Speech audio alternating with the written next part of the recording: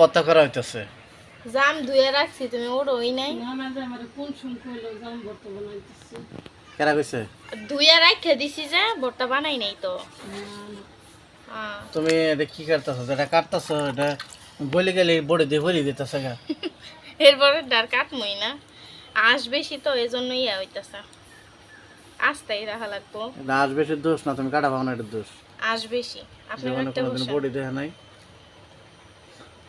Body দিই নেই। আচ্ছা রাহা রাহা। এই দেখছেন আঁশ, আজ তো থাকবো, এটা দামি দামি আম দিয়ে আর বেশি।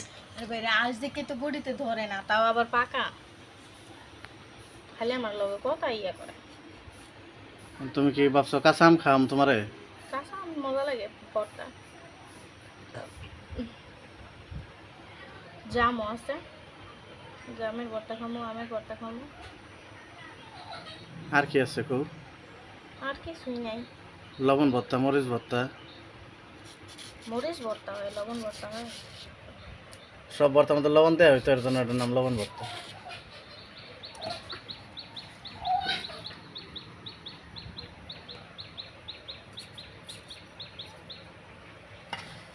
আমনে এলাকার আমের ভিতরে বহুত পোক থাকে। আঙ্গুর এলাকার আম যেমন হলো যে দামি আম। রাজশাহী রেফিল করছে।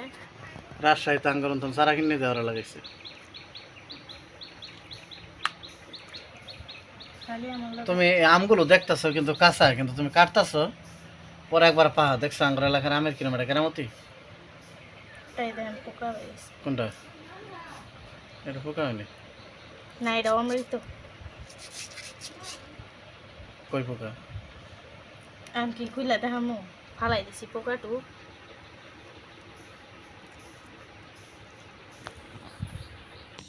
আর দেখেন কত সুন্দর বেড়াবো। ওরে বাবা রে, সেই স্টাইল হয়েছে।